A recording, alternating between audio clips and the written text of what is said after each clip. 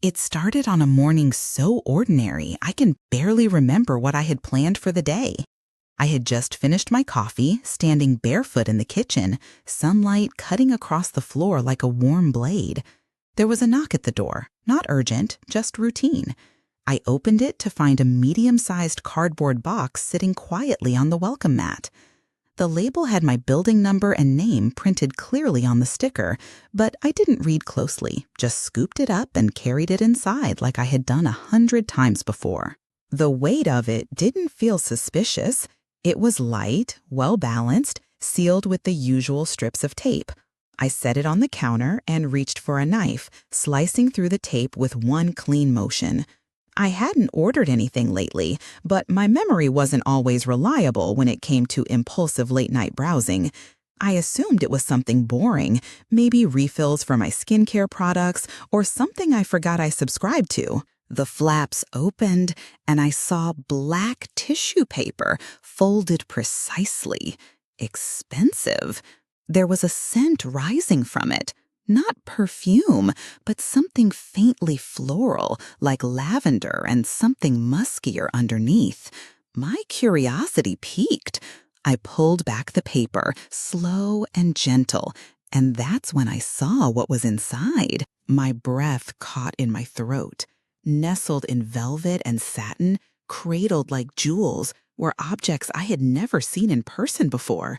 Sleek, shiny, deliberate. A pair of deep red silicone toys, polished, curved, elegant, in a way that felt less obscene and more like art. There was a leather strap coiled tightly beside them, with metal buckles and soft edges. A mask, black, lacy, delicate like something worn in secret. And something else, a tiny bottle of oil, tinted amber, with a handwritten label I couldn't quite decipher. My stomach flipped. Heat crept up my neck. I stood motionless, staring down at the collection, like I'd stumbled onto something sacred or forbidden. Not pornographic, not vulgar, just private, unapologetically intimate. I hadn't even touched anything, but I felt like I had trespassed, a voyeur by accident. Then my eyes drifted back to the label on the side of the box. That's when I saw it. My name wasn't on it at all. It was hers. Her name was printed there in neat capital letters, Apartment 6B, my neighbor across the hall. My whole body froze. She wasn't just someone I passed on the stairs. She was the woman with the quiet voice, the tailored coats, the unreadable expression. Older, elegant in a way that felt effortless. I had spoken to her exactly twice since I moved in. Once when she helped me with a stuck window, and another time when she handed me a package meant for someone else. She had smiled politely. I remembered her hands, long fingers, clean nails, the faint scent of sandalwood lingering after she left. Now, I stood in my kitchen with her box opened, her secrets exposed on my counter like some twisted altar. Panic hit me in waves. My first instinct was to shove everything back inside. I tried to repack it exactly as it had been, fumbling with the folds, the tissue, the position of each item. My hands were shaking. The mask wouldn't sit the same. The leather strap looked like it had curled differently. I pressed the flaps down, taped them with trembling fingers, and stared at the sealed box like it might explode. I didn't know what to do. Ring her doorbell and hand it to her with a lie? Pretend I never opened it? Write a note and leave it anonymously? Every option felt worse than the last. Shame and curiosity tangled inside me like hot wires. I had seen something I wasn't meant to, something deeply hers, and it didn't repulse me. It intrigued me. The rest of the morning moved like slow motion. I couldn't stop thinking about what I had seen. My hands still tingled, like the textures had imprinted on my skin. The scent still clung to my fingers. I paced around my apartment, unable to concentrate. my mind replaying the way the mask had looked against the black paper, the way the strap had coiled like a snake waiting to be held. I kept wondering what she did with them, who she was with, if she used them alone, if she enjoyed being touched or doing the touching, if the mask was for her eyes or someone else's. The thoughts were invasive, wrong, inappropriate, and I couldn't stop them. I imagined her room, dark, with heavy curtains. I imagined her sitting on the edge of her bed, slipping the mask over her eyes, fingers tightening the strap around her wrist. I imagined the tension in her shoulders as she reached for the bottle, pouring a drop onto her palm, warming it between her hands. I imagined what she looked like when she wasn't composed and poised, when she let go. And then I imagined her catching me watching, what she would say, if she would smile, if she would invite me in. The thoughts disturbed me, not because they were perverse, but because they felt so real, like they belonged to something already inside me, something I hadn't dared to explore until now. She was a stranger, a neighbor, a woman twice my age, and yet the idea of her filled me with something I couldn't name, a pull, a flicker of something low and slow in my stomach, a blooming heat between my thighs that made me shift uncomfortably and sit down, crossing my legs tightly. I kept the box in the hallway for 2 hours before I finally brought it across to her door. My heart raced with each step. I rang the bell. When she opened the door, she looked at the box, then at me.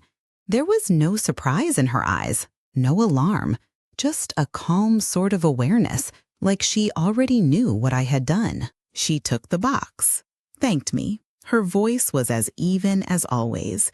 She smiled, just barely, and closed the door. I stood there for a moment longer than necessary, staring at the number on her door. That night, I didn't sleep. I lay in bed, eyes wide, heart pounding, body flushed. I thought about her again and again, not as a mystery, but as a story I had accidentally opened, and I wanted to keep reading. Even if I wasn't supposed to, even if I was never meant to see what was inside. After that morning, the walls began to feel thinner. Or maybe it wasn't the walls at all. Maybe it was something inside me that had been peeled back, like skin after too much sun, tender and hyper-aware. I started noticing every sound that drifted through the apartment, creaks in the floorboards, the low whir of her kettle, the muffled rhythm of footsteps crossing hardwood. I could tell when she was in the kitchen, when she opened the refrigerator, when she pulled a chair across the floor. It wasn't intentional. I wasn't trying to eavesdrop, but it became impossible not to hear her once I had seen what I had seen. And it wasn't just sounds. It was timing, patterns. I knew when she showered, always late at night, just past 11. I'd be lying in bed, eyes closed, and hear the distant hush of water, the metallic click of pipes. I would imagine her stepping out, droplets clinging to her skin, her body warm and bare in the soft glow of her bathroom light. I'd picture her drying off, slowly, methodically, the towel wrapped low around her hips or draped loosely across her shoulders. These weren't thoughts I invited. They slipped in unannounced, curling into the corners of my mind like smoke I couldn't wave away. Sometimes, when she played music, I would turn everything else off and just listen. She never blasted it, always low, like it was meant only for her, but the melodies would seep through the walls and reach me anyway. Jazz, soul, sometimes instrumental pieces that felt almost like a soundtrack to something private. I'd sit on the floor with my back against the wall that separated our apartments, knees pulled to my chest, and let the music move through me. Her music, her mood, her rhythm. I imagined what she might be doing, reading, sipping wine, lying back with her eyes closed. I wondered if she ever thought about me, if she ever heard my movements through the walls, if she knew I was listening. One night, the sounds changed. It was late. I had turned off my lamp and crawled into bed, but I couldn't sleep. The air felt heavy, like a storm was pressing against the windows. I lay still, trying to slow my breathing, and that's when I heard it. Soft at first, barely more than a breath. A moan, feminine, controlled. Then another, longer, deeper. I froze, my body tensed, every nerve sparking to life. I wasn't sure at first. It could have been anything. A sound from the television, a neighbor on another floor. But then I heard it again, clearer this time, louder. It was her. I pressed my hand to the wall, not hard, just enough to feel it. There was nothing but smooth paint and drywall beneath my fingers, but it felt alive. She was right there, on the other side. I imagined her lying on her bed, the same position I was in, but entirely different in intention. Maybe her legs were spread, knees bent, back arched ever so slightly. Maybe her fingers moved slowly between her thighs, or maybe she had reached for one of the things I had seen in the box. I pictured her eyes closed, lips parted, one hand gripping the sheet while the other disappeared beneath the curve of her stomach. My breath caught. I didn't move. I didn't even blink. She moaned again, and this time it was unmistakable. It was her voice, deep and low and trembling at the edges. A sound not meant for anyone else, but still reverberating into my space, slipping into my room like something stolen. I felt heat rush through my chest, spreading downward, coiling in the pit of my stomach. I squeezed my legs together beneath the blanket, suddenly aware of every inch of my body. My skin felt too tight, my throat too dry. I bit my lip hard and closed my eyes. More sounds followed, the steady rhythm of breath quickening, punctuated by soft, gasping cries. I imagined her moving, her hips rising to meet her own touch, her chest lifting with each ragged inhale. I didn't want to think about her like that, but I did. I couldn't help it. My mind painted the scene in vivid detail, filling in the blanks with everything I hadn't seen but now longed to. The mask, the oil, her skin shining under dim light, her mouth trembling as she tried to stay quiet but failed. I wanted to see her. I wanted to open her door and walk in and stand at the foot of her bed, watching. I wanted to kneel beside her and kiss her fingers as they moved. I wanted to replace her hand with mine. I wanted to be the reason she moaned like that. My hand slipped beneath the waistband of my shorts, and I touched myself hesitantly at first, like I needed to earn it, like I needed permission.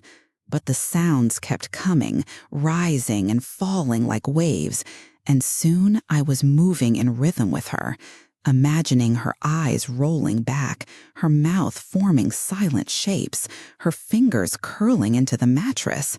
I matched her pace, matched her breath, matched her need.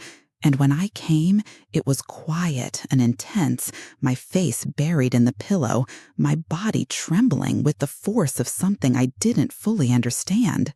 Afterward, I lay still, the room spinning slightly, my skin damp with sweat, heart thudding against the mattress. The sounds from her apartment faded into silence. The music had stopped. The moans had stopped.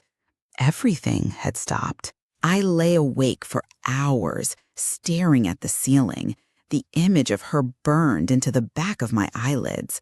I didn't know what this was, this obsession, this fascination. I only knew that it had become a part of me. That thin wall between us had become a membrane, pulsing with heat and desire and secrecy. It wasn't enough anymore just to hear her. I wanted more. But I was afraid of what more might mean, of what it might reveal about me, about her, about both of us. And yet, the next night, I found myself pressing my ear to the wall again, hoping, listening, waiting. The invitation came without ceremony. No words, no text message.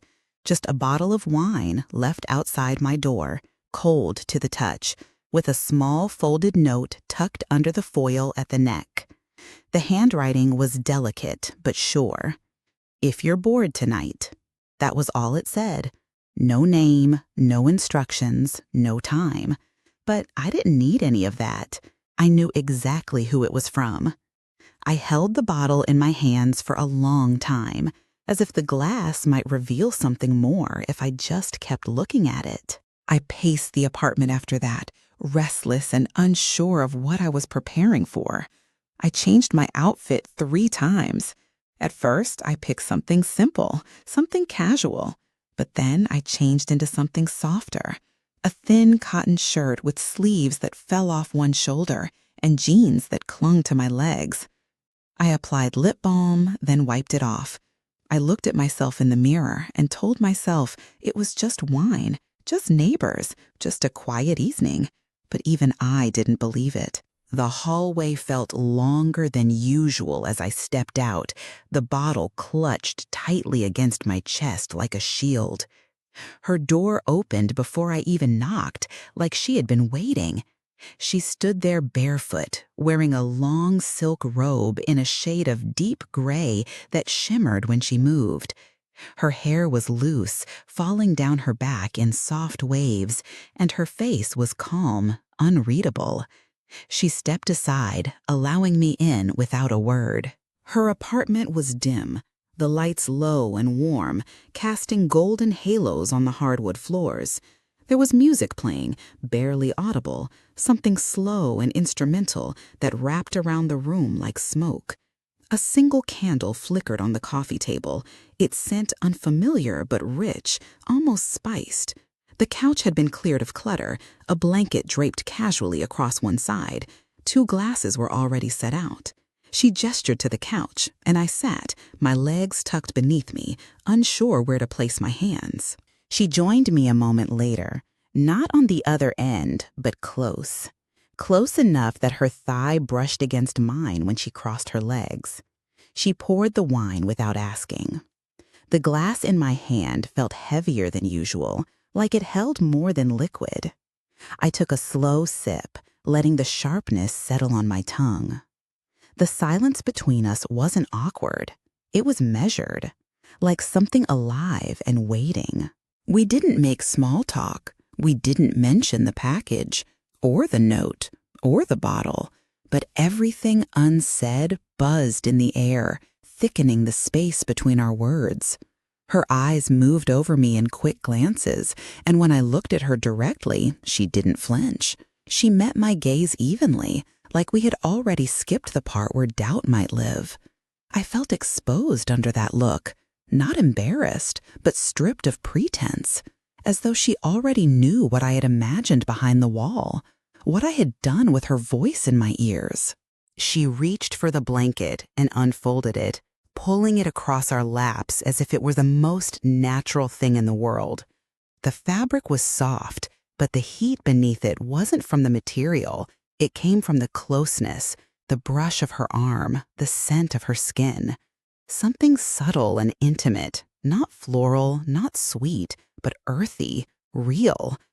I found myself breathing slower, matching her rhythm. There were moments when her fingers would graze mine on the couch, a brush so light it could be mistaken for accident, but I knew it wasn't. It lingered. I felt each one like a thread tugging something deeper inside me. My body began to respond without my permission, my chest tightening, thighs shifting, breath hitching at every small contact. I took another sip of wine, desperate to keep still, to keep composed, but my hand trembled slightly as I set the glass down. She noticed. I looked away, pretending to study the books stacked on the shelf or the art on the wall, but nothing held my focus. My attention was entirely on her, on the way she moved, how her fingers tapped against the rim of her glass, how her lips pressed together in thought. I found myself wondering how those lips would feel elsewhere, on my shoulder, my neck, lower. The music changed to something slower, a piano piece with long, aching notes. She tilted her head back slightly, resting against the cushion, and closed her eyes. I watched her breathe, the rise and fall of her chest, the way her collarbone caught the candlelight. My hand was still beneath the blanket, and I felt the warmth of her thigh near mine. Every part of me was pulled in her direction. My body leaned without permission, like gravity had shifted. I didn't speak, I didn't move. But something in my silence must have been an answer, because she shifted again, even closer, her shoulder brushing mine, our sides aligned. I felt the blanket tighten across our legs as she crossed hers again, adjusting. Her hand rested on the cushion between us, fingers curled inward. I stared at them for what felt like forever. And then, slowly, I moved my hand next to hers, not touching, just close. She didn't pull away, she didn't acknowledge it, but her pinky extended slightly, brushing mine. The contact was barely there, the smallest point of heat, but it set off something massive inside me. My breath caught, my fingers twitched. I wanted to lace my hand with hers, to pull her closer, to fall into the moment I knew we were both circling. But I didn't. I sat there, feeling her skin against mine, my entire body screaming for more, my mind spinning with what might happen next. The night stretched on like that, slow, dense, filled with meaning that hung between glances and breaths. When I finally stood to leave, my legs were unsteady. She walked me to the door, close behind me, her presence brushing my back like a whisper. I stepped into the hallway, the cool air hitting my face like a shock. She didn't follow, but as I turned to look at her one last time, I saw it, the faintest smile, a flicker of knowing. And with that, the door closed, and I was alone again. But not untouched, not the same. Something had shifted, and we both knew it. The night I returned to her apartment again, I already knew I wouldn't come back unchanged. There was no invitation this time, no bottle, no note, just her door slightly ajar, left open deliberately, as if in anticipation. I stood in the hallway for a breathless moment, staring at the sliver of warm light that spilled into the otherwise dim corridor. My fingers brushed the edge of the door as I pushed it open, heart pounding with a rhythm that echoed in my ears. I stepped inside, and the door clicked shut behind me, sealing something in, or maybe sealing something out. The room was different than before. The lights were dimmer, barely more than shadows layered in gold. Only 2 small lamps glowed from opposite corners, and between them, the room pulsed with a sort of expectant hush. There were no harsh angles here. Everything felt soft, blurred, dipped in quiet luxury. The scent in the air was deeper than candles, something earthy, warm, with a trace of something floral beneath. It wrapped around me like velvet. She didn't speak. She didn't need to. She stepped out from the hallway, barefoot, wrapped in that same gray silk robe, tied loosely at her waist. Her hair was down again, slightly tousled, as if she had run her fingers through it moments before. Her eyes met mine, and the silence between us felt electric, thick enough to slow the air in my lungs. She reached out her hand, and I crossed the room without hesitation, drawn by something unspoken and magnetic. Her fingers brushed mine, warm and patient, and then she led me, not to the couch, not to the kitchen, but toward a room at the end of the hallway, a room I hadn't seen before. The door was closed, but the light bleeding from beneath it was tinted red. My pulse quickened, my mouth went dry. She turned the handle slowly, pushed the door open, and guided me inside. The space was unlike anything I had imagined. There were no windows, only low crimson light washing over deep wood floors and soft black curtains that hung like velvet waves along the walls. A thick rug softened every step. In the center stood a large, low bed dressed in dark sheets that gleamed under the light like ink. Against the far wall, a dresser bore an array of objects I couldn't name, some familiar from the box I had once opened, some mysterious and unfamiliar. Everything was laid out with intention. Nothing here was careless. She moved behind me, her hand grazing the small of my back, and I felt a tremble ripple through me. My breath faltered as she lifted the hem of my shirt slowly, tugging it upward, not forcefully, but with a quiet certainty. I raised my arms, surrendering to the moment, to her rhythm. The shirt slipped over my head and was gone. Her fingers traveled lightly over my shoulders, down the curve of my spine, tracing me like a map she already knew by heart. She stepped around me and held up a mask. It was the same one I had seen in the box, black lace, delicate, almost translucent. I nodded once, and she slipped it over my eyes, tying it behind my head. My vision dimmed, my world narrowed to breath and warmth and sound. I couldn't see her anymore, but I could feel her. Everywhere. The weight of her presence, the gravity of her intention. I stood there, trembling, as she unbuttoned my jeans and slid them down, her fingers brushing my thighs with agonizing slowness. The fabric pooled at my feet, and then she peeled away the last piece of clothing between us. I stood naked in the center of that room, blind to everything but her touch, my skin alive with anticipation. The air felt cooler against my skin, but her hands were warm, grounding, reverent. She guided me backward, gently, until the backs of my knees touched the edge of the bed. I sat, then lay down, my arms at my sides, heart pounding so hard I could feel it in my fingertips. She moved above me, the mattress dipping with her weight. Her breath brushed my collarbone, then my neck, then lower. Her lips found my skin in slow, deliberate kisses, each one leaving a trail of fire in its wake. Her hands explored me with a calm confidence, palms gliding down my sides, fingers curling lightly around my ribs, tracing the softness of my waist. I arched into her without meaning to, every nerve tuned to her touch.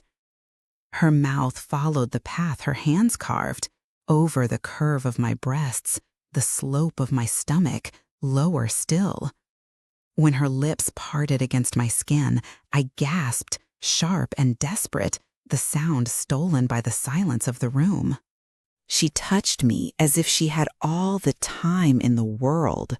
Her pace was unhurried, her focus undivided.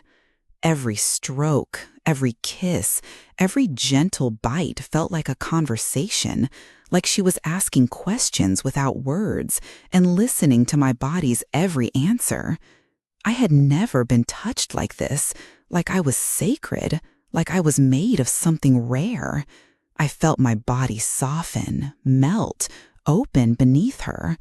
I moaned her name in the dark, breathless, not knowing if she could hear it, only knowing I had no choice but to say it. Her fingers slid between my thighs, slow and sure, and I cried out, my hips rising instinctively to meet her.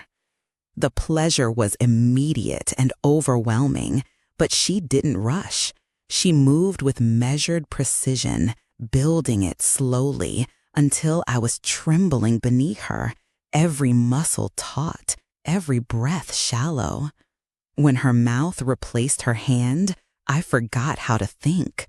I reached for her, found her hair, curled my fingers into it as she moved against me with a rhythm that seemed to come from the earth itself. When I finally came, it felt like falling and flying at the same time. My body shattered and reformed in her hands, every nerve lit up, every sound escaping me unfiltered.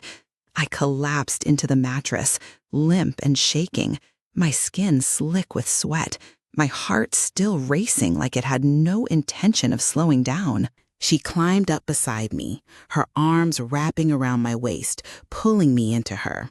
I could feel her breath against my neck, her heartbeat steady against my back. I was still blindfolded, the world reduced to touch and scent and warmth. I let myself sink into her, boneless and grateful.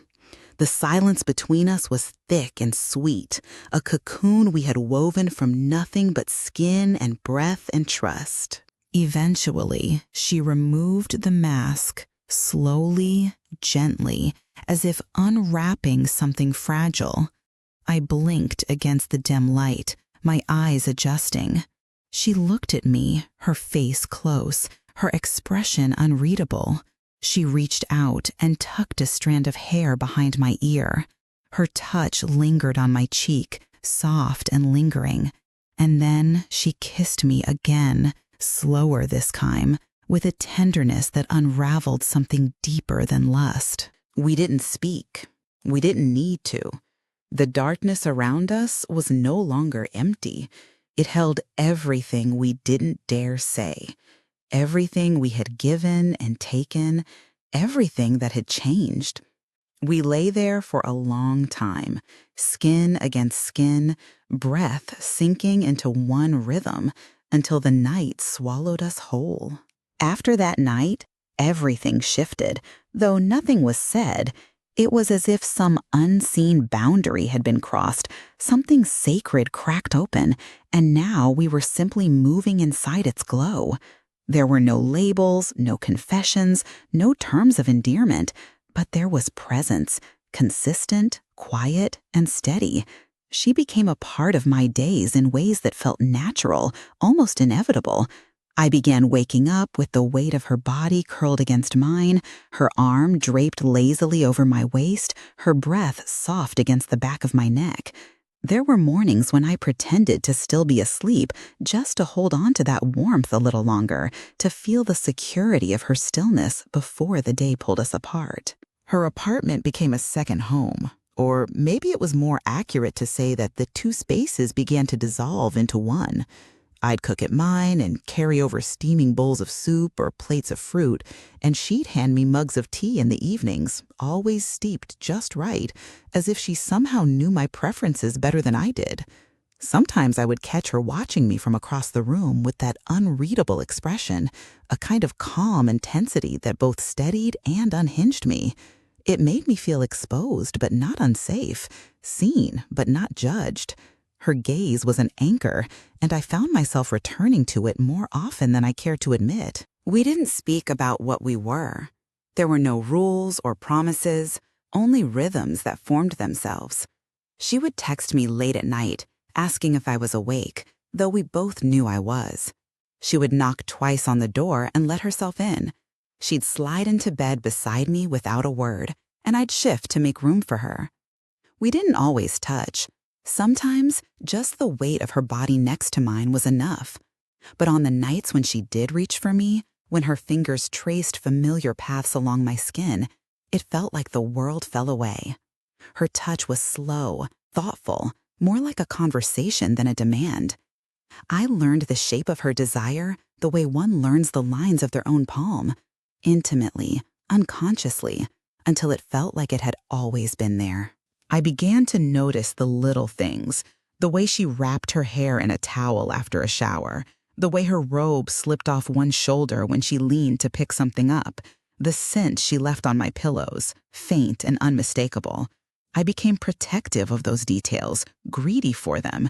I watched her hands as she read, how her fingers followed the lines on a page as if tracing something secret. I watched her cook, the way she moved with deliberate grace, turning simple tasks into rituals. I memorized the curve of her spine, the pattern of freckles on her shoulders, the way she bit the inside of her cheek when she was thinking. There were moments when I felt her holding back, a pause in her movement, a glance that lingered too long but said nothing. I told myself not to ask, not to ruin what we had with questions that might require answers. But part of me wanted to know. I wanted to understand the shape of her silence, to decipher the space between us that still hadn't been claimed. I never asked if I was the only one. I didn't want to know who had come before, or if she had felt this way before, or if she planned to feel it again with someone else. The not knowing became a comfort, a controlled unknown. It gave us both room to pretend. I started to feel it in my chest, that slow ache that blooms when you begin to want more than someone is offering. It was subtle at first, like a splinter lodged deep under skin, invisible but persistent. I wanted her in ways I hadn't admitted even to myself, not just in bed. I wanted her at breakfast. I wanted her hand in mine at the grocery store. I wanted to hear her voice when something good happened, and I wanted to lean into her when something didn't. I started imagining her toothbrush next to mine, not just occasionally, but always. Her sweaters in my closet, her name appearing on my phone, not as a text, but as a call, not because she needed anything, but because she wanted to hear my voice. And yet I never said any of it. I kept those thoughts folded tightly inside, pressed between the pages of ordinary days. I smiled when she smiled. I laughed at her dry jokes. I opened the door every time she knocked. I welcomed her into my bed and pressed my body against hers with every ounce of want I had. But the words stayed locked behind my teeth, too afraid to ask, too afraid to lose what little I already had. I began to love the way she held me, even if she didn't call it love. I convinced myself that what we shared didn't need to be named, because naming it might unravel it. But the truth clung to me.